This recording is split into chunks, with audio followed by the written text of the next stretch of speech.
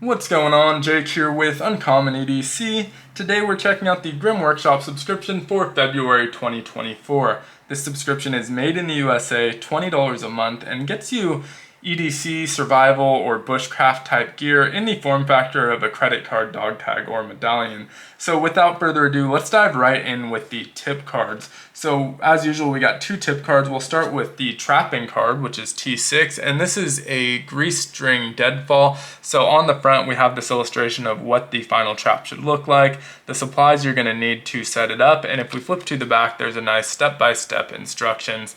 Now, these tip cards are always valued at $1.85, and we get two of them, at least a double-sided. We have gotten booklets before that are valued a little bit higher, but these double-sided cards are valued at $1.85. So the second one we got was G5, and G is the general category. This one is actually on how to make an improvised wrench. And so on the front, there's a nut and bolt wrench. This one I'm actually familiar with, have tried before, and so cool to see that one in here. Now on the back, we have a bunch that I haven't tried, but in theory should work, especially if you have a looser bolt. If these are really rusted and tightened on, it may be a little bit more difficult with some of these options, but you have a zip tie wrench, 2 coins, and a duct tape wrench. And I thought since I have these supplies nearby, I would show how this nut and bolt wrench works. So we have our main bolt. Imagine this one is bolted to an object and stable, and so you can kind of approach this one from both sides. A lot of times you may only have access to one side or the other, and so basically you're going to want to get a second one, and a longer one would be better here, but I just had 3 nuts and bolts lying around, and so these are the ones that I'm using. But the longer one would work a little bit better just because you'd have a little bit more leverage. For something like this where it's not tightened down, really doesn't matter so much because this short one has plenty of leverage to just put it on there, twist it until you break that bolt free. Now you can approach this from the other side as well. If you only have access to the back side for whatever reason, you can do the same, but only if it's all the way at the end of that bolt. If you go further in, it can no longer reach it from the end, and from the side, this one's just too short, doesn't have a big enough head or nut on there to reach all the way across and use this for a bolt. Now with this loose one, I can manipulate it, but that's just because you can spin it with your finger, but not quite wide enough or long enough to get onto both sides of this if it's not all the way over here. Now, like I said, this one would probably be the better one to use on this one, just because you'd have a little bit more leverage. You can use the end of the bolt after you tighten it down to get some leverage on it. But either way, still kind of a cool little improvisation, and it definitely works in a pinch. Now, most of the time, if you have extra nuts and bolts lying around, you probably have an extra wrench lying around too, but still a cool bit of knowledge, and one of those cards where you learn it once, you don't have to carry that card around anymore. It should stay with you and stick with you if you have those supplies with you. So with that said, let's get into the tools this month. We have 2 tools, a dog tag and a full size. We'll start with the dog tag, which is valued at $9.50, and this is their Spork dog tag tool. And with these, you always get the extra accessories, so you get a necklace, ball chain, a keychain ball chain, as well as one of their silencers, which can go over 2 or 3 tags, and so you end up with a bunch of these extra silencers if you get a bunch of these dog tag tools.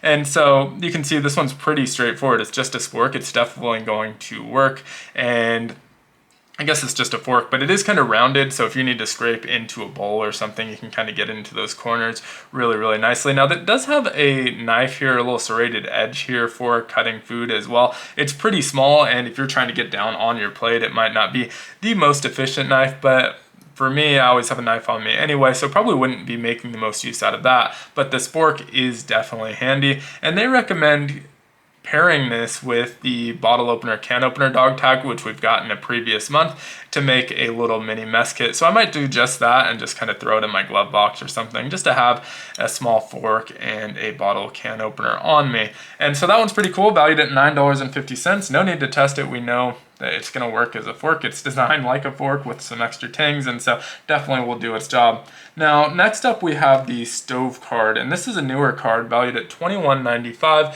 Here you can see the instructions and illustration of how to set that up, what it's going to look like in the end. And I'm not going to set this up right now, but may eventually do something with like a Stanley little thermos cup or cooking set and boil something on here. It's going to be a pretty small stove. You can see this was a collaboration with Bushcraft Coffee Company. It's kind of written right here, Bushcraft Coffee Company. So this is really meant to heat up and boil water to make some coffee or tea, stuff like that. And so going to be pretty small. We do have the retention backing on this one, so if you want to stick it to a kid or an Altoids tin or anything like that, you can do so. And then the back is also retention backed, so when you pull these tools off, they do snap right back onto there. Now, you're going to want to make sure that while you're using this, it doesn't get sticky. With a lot of these retention-backed ones, you're just removing parts of them. With this one, you're removing every single piece, so it's just going to be a big sticky piece of plastic until you put those back on there. So we'd try and store it somewhere where it's not going to get dust and stuff all over it and ruin that backing. But you can see how it operates really easy. There's two U-shaped pieces along the outside, so one here, following this U, a second here. Those are going to be your legs. You set these two bars across it to make the top portion where you're setting your cup or bowl on or pan, whatever, on there to boil. And then this crossbar here just for some added stability. And so it's going to make a pretty small stove, as you can imagine. It's not going to be huge, you know, something like this, but just enough to put a little titanium cup on or something so you can boil up some water. So that one's valued at $21.95, and that's everything that we got here. So a value of $33, $35 somewhere in there. But I did want to follow up on a previous month's tools. So we got these micro tools. This is just the retention backing for them. These are made to go on a keychain. We had the shim and the handcuff key, and I already have those removed here. So just tiny little shims and handcuff keys. And at the time I didn't own a pair of handcuffs, so I ordered some. And I just went with some that had a really high review. Now I may have went overboard because these handcuffs do seem to defeat them. The key partially works. The shim, I don't think I would really use on this pair of handcuffs. But I ordered this Smith & Wesson pair of handcuffs off Amazon. They weren't super expensive, I think like 30 bucks or so, but they had 5,000 reviews and was 4.5 stars, so seemed to be pretty solid. Thought I'd give them a try. And like all handcuffs, these work by just kind of clicking these little teeth against some teeth inside, and you can slide them all the way through and back around when they're not on a wrist, but obviously if there's something in there, you won't be able to do that. And so it does come with a set of keys, and these are just kind of standard keys. That goes in there, and you turn it to or clockwise here, and that unlocks it. And so we'll first talk about the shim, I guess.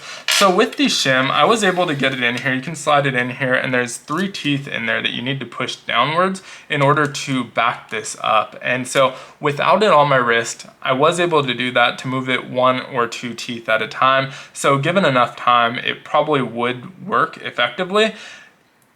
As it's set up right now, I'll show how that ends up getting defeated too. But with this on my wrist, because I didn't get a chained version, these are hinged, I just didn't have the flexibility to really get in there and get enough leverage to use this tool. So basically useless if you're the one handcuffed. Maybe if you had someone else handcuffed that you were trying to get out for whatever reason, you would be able to do that, but just not super practical with this pair of handcuffs.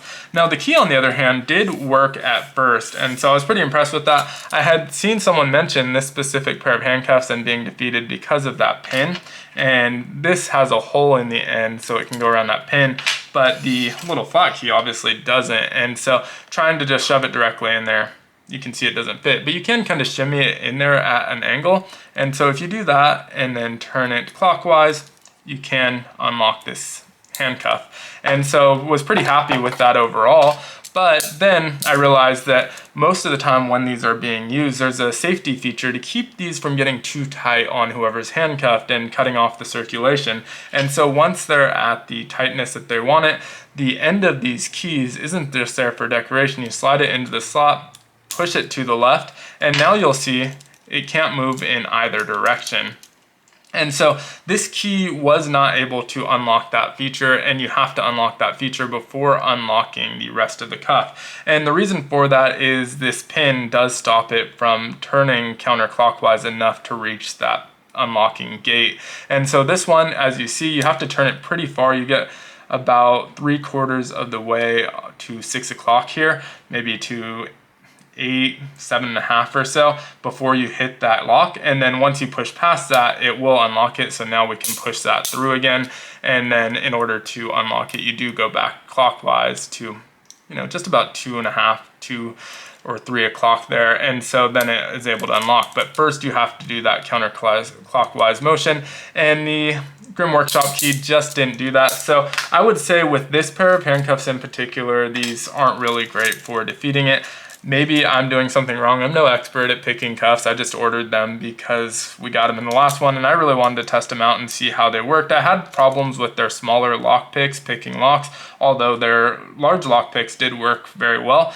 The smaller ones I had some issues with, so I really just want to test as much of this gear as possible. I hope to do more of this stuff in the future. If there's something I'm doing wrong here, and these two tools can easily defeat these cuffs, let me know in the comments. I'm happy to revisit this, say that I was wrong in next month's video, but just with my very limited knowledge of it, I had a hard time unlocking this when it was used as it was intended with that secondary lock engaged, and then obviously not having the chain instead of the hinges. I just didn't really have the flexibility and mobility to get into here and push enough leverage to push on those teeth. And hopefully, I don't know if this will actually even show, but you can see those teeth aren't super deep, but they do, I don't know if that's picking up at all, but they do require a decent bit of pressure to push those down. And so I'm able to get that pressure in spurts with my wrist, not in the cuff, but not otherwise.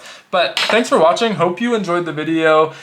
Leave a comment down below with what you thought of this month's haul, as well as any tips you have for using those tools on this pair of cuffs. If you enjoyed the video, consider liking, commenting, subscribing, and hitting that notification button.